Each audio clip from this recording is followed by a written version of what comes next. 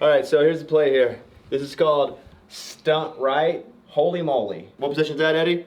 That's the tight end, sir. That's the tight end, that's correct. First thing this tight end is gonna do, he's gonna start crying before the play's even called. He's gonna cry, which makes this corner over here feel bad.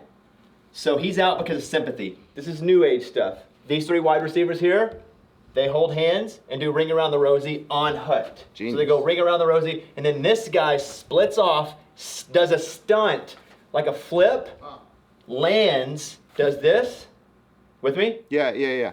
The quarterback then takes the ball, throws it off this guy's head, right here, bounce, touchdown, boom. All these guys here feeling bad for the crier, wide open, touchdown. So, Coach, where am I in this? These are the fans, and this would be you right here. Fort Worth, Texas. Woo. It's time for an episode of Too Much Access. We got head coach Sonny Dykes, we got Eddie, we got myself, and go. Oh.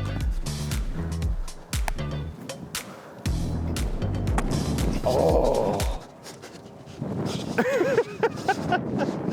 Let's go. We're on the way to Fort Worth, Texas. Super coffee in hand. Let's go. Too much access.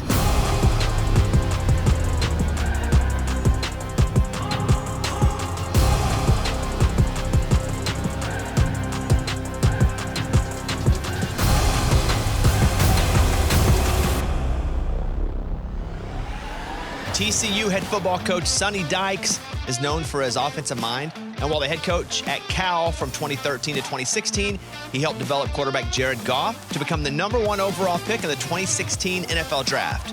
Coach Dykes is now in his 2nd season at TCU after coming over from right down the street at SMU, where he was 25-10 in his final 3 seasons. And last year, Coach Dykes led the Horned Frogs to the national championship game in his very first season with the Horned Frogs and won 10 National Coach of the Year awards, including unanimous Big 12 Coach of the Year. Here he is, Sonny Dykes. Coach, did you ever have a backup plan? Or was football the backup plan for baseball? Yeah.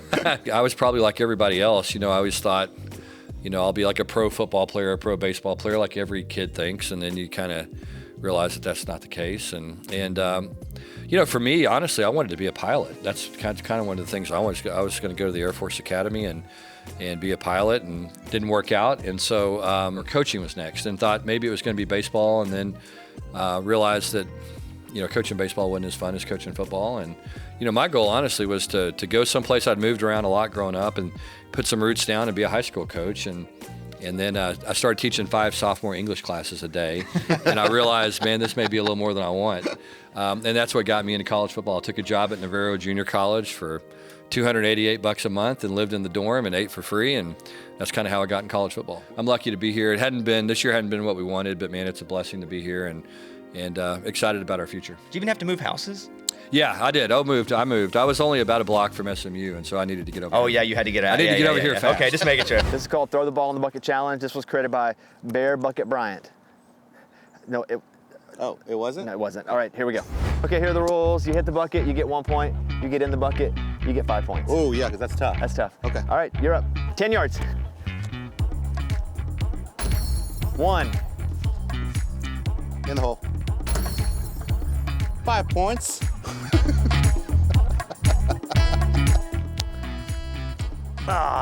Left. Oh, come on. Oh. Whew, that was close. You didn't make 1. That was awesome. I did. That's crazy. I shocked myself. He shocked me to my face. Total points for Eddie, 6 points. Let's go. Oh, that was close. Oh, no!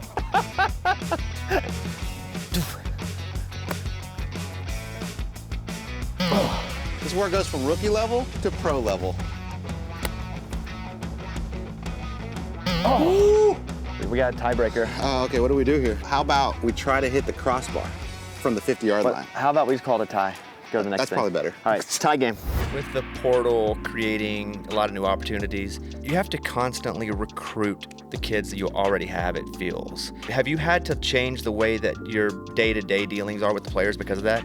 You know what's interesting is not really, because I always felt like that was our job anyway. You know what I mean? I always felt like that if a player played in my program or a program that I coached in, even when I was an assistant coach, you know, my job was to make those guys feel welcome, feel important, motivate them, you know, but at the same time, you know, I want them to have a good experience. And so for us, it's the same thing. You know, when someone comes to TCU, you know, number one, our job's to win football games. We understand that. That's how we're judged. But also, too, I want their experience to be a great experience, and I want their life to be better from that experience. And so I think our guys pick up on that. I think they know it's important to us as coaches. And again, it comes down to mutual respect. And we all want the same thing. Those guys want to play on a winning team. I want to coach a winning team. And then I want those guys to be incredibly successful with what's next in their life, whether it's the NFL or whether it's law school or medical school or teaching or coaching or whatever it may be that's next. So far, the longest field goal I've ever kicked has been a 15-yarder from the 5. So I'm trying to hit now my new personal record, a 20-yarder. Okay, here we go. That's it, dude. Why can't I get it up? Look at your divot. Can we get sand? Field goal wins the game. You want your chest open up. You do? Oh, hello. He's saying there's a chance. Let's go! The Horny Toads win! All right, 25. Got it.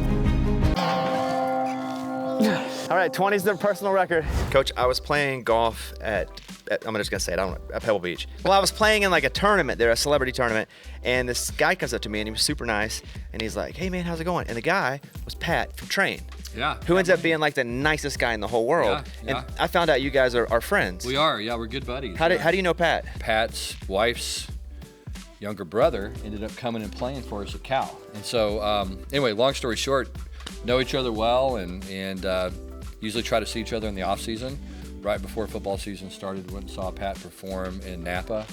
Had a great concert and kind of. That's just as frou-frou as what I said. Yeah, I know. For the record, you've it equaled is. me in frou-frou going to Napa. Well, Yeah. I wasn't able to go over to Pebble Beach. That's Yeah, for but I sure. couldn't get to Napa though, so you know. I'm gonna burn him. Don't chunk it. Don't make me have to run to it. Just let me get underneath it because he won't be there.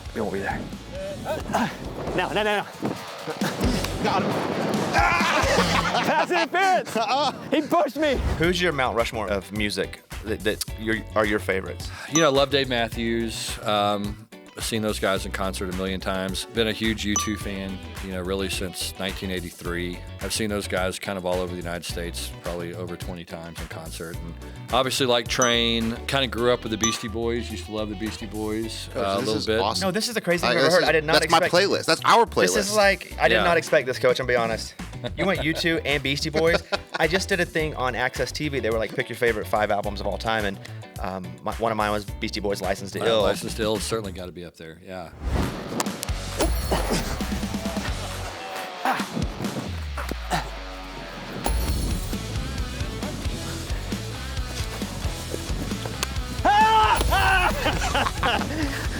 From Fort Worth, Texas, TCU, we appreciate you.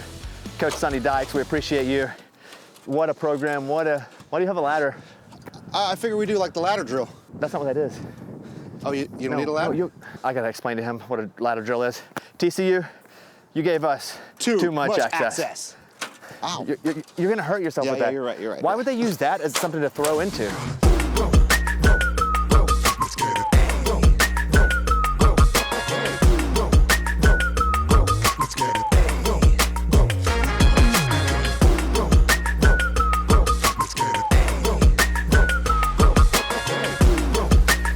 Easy as pie. 1, 2, 3.